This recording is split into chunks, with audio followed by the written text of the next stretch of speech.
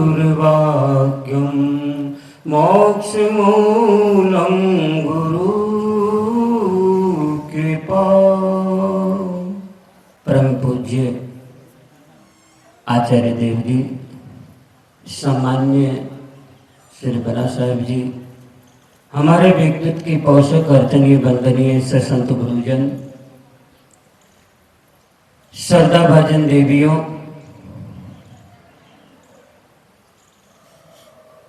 आप अभी संत गुरुजनों के सुंदर विचार श्रवण कर रहे थे। सदगुरु कबीर साहब एक साकी है।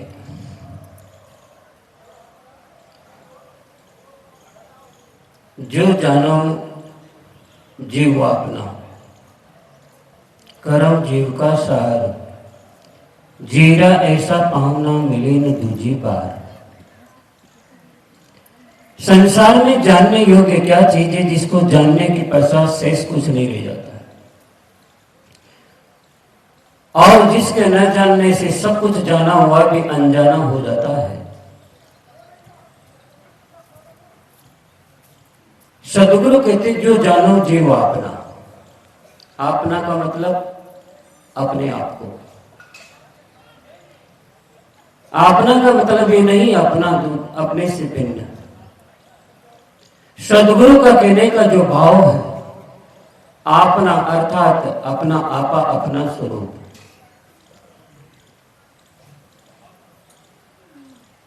अब यहां कहा गया करो जीव का सार। आप विचार कीजिएगा कि जीवन का सार क्या है। परिवार जीव का सार है। देखो दूध का सार क्या है? दही। जब दूध को तपा करके जब जमाया जाता है तो दही बनता है, और दही का जब मंथन किया जाता है तो मक्खन निकलता है, और मक्खन को तपाने के पश्चात क्या आता है? घी। अच्छा, घी को तपाओ तो क्या निकलेगा? सार के ऊपर कोई सार नहीं होता है, और सत्य के ऊपर कोई सत्य नहीं होता है। सत्य ही सार होता है, और सार ही सत्य होता है। तो हमें जीवन में दो चीजें जाननी है। यहां पर जो हम हर साल यहां पर पहुंचते हैं तो क्या जानना चाहिए? सदगुरु कहते दो चीजें जानना चाहिए। एक तो अपने आप को जानो, और इस मनुष्य जीवन में आने का हमारा मूल कर्तव्य क्या है, मूल उद्देश्य क्या है, ये दो चीजें जाननी है। इसलिए सदगुरु कहते हैं कि आने का घाट कौन, जाने का बाट कौन, कहो जी कौन कहां से आया है। जीव कौन, शिव कौन, माया कौन, कौन में कौन भुलाया है। कहीं कबीर इतना ही नहीं जाना तो इस नरदेह में क्या जग मारने को आया है। अगर मनुष्य जीवन को पाकर के हमें अपनी खोज नहीं की और तमाम दुनिया की खोज में लगे रहे तो समझो कि जीवन मिला लेकिन जीवन में ठगा गया। आप ध्यान देना, जब आदमी की मृत्यु आती है तो रोता क्यों है? रोता इसलिए कि मैं जीवन में आया लेकिन ठगा गया। अपने आप को वो ठगाया महसूस करता है, जिसके कारण वो रोता है। जीवन मिला लेकिन जीवन को बर्बाद कर दिया। और याद रखो बंधुओं, जीवन में जब मृत्यु आती है तो आदमी को तीन बातें ख्याल में आती है। याद रखना, जिसका अभ्यास होता है उसकी स्मृति होती है। जिसका अभ्यास होता है उसकी स्मृति होती है। तो आप रात और दिन किसका अभ्यास करते हो? तीन चीजें शरीर छूटते समय याद आती है। सबसे पहले शरीर। ये शरीर भी आज मेरे से जुदा हो रहा है, ये छूट रहा है, शरीर भी मेरा नहीं है। और जिस शरीर से परिश्रम करके धन का उपार्जन किया था, आज ये धन भी मेरे से जुदा हो रहा है। और जिस परिवार को मैंने बढ़ाया था, आज परिवार भी मेरे से अलग हो रहा है, जुदा हो रहा है। जब ये तीन चीजों का अभाव दिखाई देता है, छूटती हुई दिखाई देती है, तो आदमी अंत में रोता है कि आया जीवन में लेकिन जीवन निरर्थक चला गया।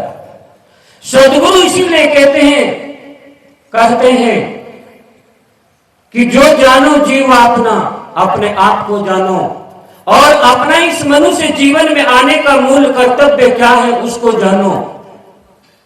इस मनुष्य जीवन का उद्देश्य है अपने आप को निर्बंधन बनाना,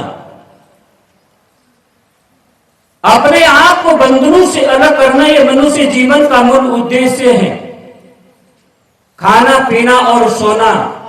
दुनिया में आदमी चार काम करता है, कमाना, खाना और सोना, सो उठ के पाखाना।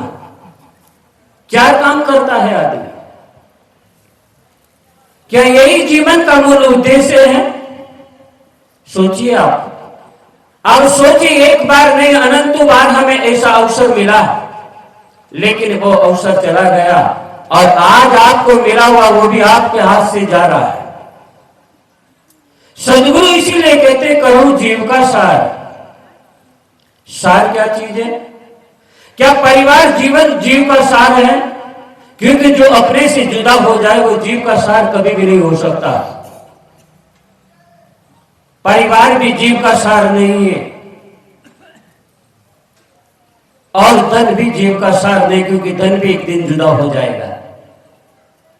और जिस शरीर को आपने अपना स्वरूप मान रखा है, इस शरीर भी आपसे अलग हो जाएगा। आपका ऐश्वर्य, आपकी सुविधाएं एक दिन छूटने वाली है। क्यों? हमारे में सबसे बड़ी गलती यही है कि संसार है नाशमान और आप है अविनाशी। नाशमान और अविनाशी का हम संसार करना चाहते हैं। अनादिकाल के जगत में नाश और अविनाशी का कभी भी संग नहीं हुआ है, क्योंकि है स्वरूप से विजाती तो संग कैसे होगा? आप ज्ञान स्वरूप है और जगत की जितनी भी चीजें हैं वो जड़। तो नाशमान और अविनाशी का कभी नाशमान सो ना रहे, अविनाशी सो न नसाए। नाशमान सदा रहने वाला नहीं, क्योंकि परिवर्तनशील है, बदलने वाला है। देखो आपका जो जब आप जन्म लिए थे तो एक बीता के हुए थे और वो सुंदर रूप, बालक रूप, आज वो बालक रूप चला गया आपका, वो सुंदर रूप चला गया। अगर आज बचपन को खोजोगे तो अरबों रुपया दे दे तो भी जीवन में वो आपको नहीं मिलेगा, क्योंकि गया गया गया। ये जवानी आई और जवानी भी बदल रही है, जवानी भी चली जाएगी, ये जवानी भी जाने वाली है। जवानी जाती है तो कमर में लात मार के जाती है। आदमी जवानी का नशा में कैसे चलता है? सीना तान करके। और जब जवानी चली जाती है तो कमर लूज हो जाती है। इसीलिए जवानी चली गई और कुछ दिन के पश्चात आपका ये बुढ़ापा भी नहीं रह जाएगा। तो जो भी जीवन में प्राप्त होते हैं, जो भी जीवन में आपको प्राप्त होते हैं, जीव को कुछ प्राप्त नहीं करना। ये प्राप्ति के कारण ही सारी आपद आती है और प्राप्ति के कारण ही आदमी दुखी है। पंचग्रंथि में साहब ने कहा, रामराज साहब ने, प्राप्त जीव इच्छा नहीं केवल हंत छुड़ाओ। प्राप्त जीव इच्छा नहीं केवल हंत छुड़ाओ, निज स्वरूप लख दया युते दीन जान अपनाओ। जीव को कुछ प्राप्त नहीं करना है, इसको सोता अपने आप में पूर्ण है। हम बाहरी प्राप्ति करके उससे पूर्ण होना चाहते हैं, इसका मतलब हमें अपने पूर्णता का बोध नहीं है। और अपने पूर्णता का बोध न होने के कारण हम बाहरी वस्तु को प्राप्त करके पूर्ण होना चाहते हैं। यही जीवन में गलत फहमी है और इसी के लिए हमें सत्संग करना पड़ता है, ताकि हमारी जन्म और जन्मांतर की जो गलत फहमी है, गलत फहमी दूर हो जाए। इसीलिए सदगुरु कहते करो जीव का सार। अब जीव का सार क्या है? क्योंकि जो भी आप प्रयत्न करके प्राप्त करते हैं वो जीव का सार नहीं होता। प्राप्त करने वाली वस्तु कुछ काल के पश्चात अप्राप्त हो जाएगी, तो वो जीव का सार नहीं हो सकता। आदमी तीर्थों में जाकर के सार खोजता है। अच्छा, वहां रहने वाले आदमी ज्यादा परसेंट में सुखी होना चाहिए, उनको ज्यादा मिलना चाहिए, वो अन्यत्र भटकते हैं। ये भट्टियां सब जगह जल रही है। सदगुरु कहते हैं कि करो जीव का सार। जीव का सार क्या है? आप क्या हर साल यहां आते किस लिए आते हो? आपका क्या उद्देश्य है बताइए। भोजन, पानी, आवास, ये तो सुंदर से सुंदर आपके घरों में होती है। यहां किस लिए आते हो? आपका उद्देश्य क्या? आपका उद्देश्य है, जीव का सार है शांति। अगर संसार में शांति होती तो संतों को फूटी आंख से नहीं देखती।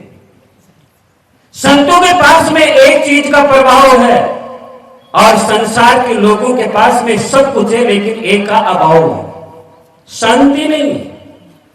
इसीलिए संतों के सानिध्य में आकर और संतों के सानिध्य में आकर के शांति का अनुभव करते हैं। शांति हमारा जीवन का सार है। आप विचार करें कि शांति क्यों चाहते हो? आप क्यों चाहते हो आप शांति? क्योंकि आपका स्वरूप ही संत स्वरूप है। आपका स्वरूप संत स्वरूप है, क्योंकि जो कारण में होता है वही कार्य में आएगा। तो आपका जो स्वरूप है वो शांत स्वरूप है। अब अशांत क्यों हुए, ये भी प्रश्न होता है। आप अशांत क्यों हुए? अशांत होने का कारण है कि विजाति से लगाओ। हम विजाति को पाना चाहते हैं और विजाति को पाने के कारण हम सो से भटक जाते हैं। सदगुरु इसीलिए कहते हैं करो जीव का सार। जीव का सार है। घर में देखो आप, कई भक्तों के घर में भी अशांतियां फैलती हैं। ये क्या है? ये अज्ञानता का ही परिणाम है। जो जितने भी दुख निर्मित होते हैं उसका कारण है अज्ञानता, अविद्या, अज्ञान। और जब ज्ञान हो जाए तो जीवन सुखी हो जाता है, जीवन शांत हो जाता है।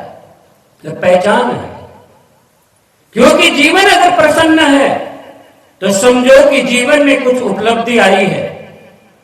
दुखी होने का प्रमाण है कि ये आदमी अशांत है। जब कोई आदमी चेहरा उतार करके बैठा होता है, लटका हुआ चेहरा, आप क्या कहते हैं? भाई साहब क्या बीमार है क्या? कोई तकलीफ है?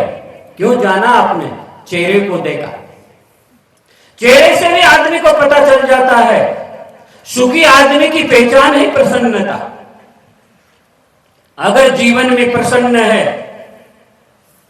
प्रसन्नता का मतलब ये नहीं कोई हमारे मन इच्छित वस्तु मिल गई तो प्रसन्न हो गए। ये अल्प प्रसन्नता है, ये सदा रहने वाली नहीं है। प्रसन्नता वह है हमारा सब कुछ बाहरी छूटने के पश्चात भी आप हमेशा प्रसन्न रहे, वो हमारी मूल उपलब्धि है। तो जीवन में सार क्या है? शांति। अगर जहां बैठने से आपके दिल की अशांति अगर जा रही है, वहां से उठ लेना चाहिए। जिसके संग करने से अगर जीवन में अशांति उत्पन्न हो रही है, उस व्यक्तियों का त्याग करो, छोड़ दो उसको। क्या मतलब है इसे? जिसे हमारे हृदय की शांति चली जाए, ऐसे व्यक्तियों का आपको संग छोड़ना चाहिए। और जीवन में जब तक त्याग नहीं करोगे तब तक जीवन में शांति नहीं मिलेगी। रैन को भूषण इंदु है, रात्रि की शोभा चंद्रमा से होती है। रैन का भूषण इंदु है, दिवस को भूषण भानु, और दिन की शोभा होती है भानु से, सूर्य से। दास को भूषण भक्ति है। अगर दास है और उसके अंदर में अगर भक्ति नहीं, भक्ति न जाने भक्त कहावे, तज अमृत विष केली सारा। आगे बढ़े ऐसे ही बूढ़े तीनों मानल का हमारा। सदगुरु ने जगह जगह हमें बहुत समझाने का प्रयास किया है, लेकिन कई लोग तो यहाँ आते रहते तो ही समझ नहीं पाते भाई, घर में जाकर के वही अशांति का व्यवहार करते हैं। आप यहाँ 2 दिन आए और यहाँ से सुन करके जाएं, और घर में कोई अगर परिस्थिति निर्मित हो और उस समय अगर इस ज्ञान का उपयोग ले तो समझो आपकी सत्संग सार्थक। अब आप सत्संग में जाते हो और घर में जरा जरा सी बातों में अशांति पैदा करते हो, तो क्या ये जीवन का सार है? ये जीवन का सार नहीं। एक पति ने पत्नी से कहा कि भोजन बनाओ जल्दी मुझे जाना, तो पत्नी थी बहानाबाजी, आलसी। आलसी जो होता है ना, उसके अंदर में 3 विशेषता होती है। बात करता है बनावटी, वस्तु देता है मिलावटी, और काम करता है दिखावटी। आलसी आदमी चालाक होता, वो सत्तू से काम निकालता होगा तो उनसे परिश्रम नहीं करता, वो बैठा बैठा बकबक बकबक बोलता रहता है। तो पत्नी से कहा कि भोजन बनाओ, तो पत्नी आलसी और चालाक थी, क्या कहा, पेट में दर्द हो रहा है। डॉक्टर ने कहा कि चलो डॉक्टर के पास चलते हैं, चलो डॉक्टर को दिखाते हैं। अब डॉक्टर के पास ले गए और आला वाला लगा करके जब जांच किया तो बोला, सर आपकी पत्नी को बिल्कुल भी बीमारी नहीं है। झूठ की दौड़ ज्यादा नहीं होती, नकली सिक्का पकड़ा जाता है, और एक झूठ को छिपाने के लिए आदमी फिर लाखों झूठ बोलता है, आदत बिगड़ जाती है कि इसके कोई बीमारी नहीं है। कि देखो ब्लड जांच करो, तो ब्लड जांच किया, पति ने कहा कि मेरा भी जांच करो ब्लड।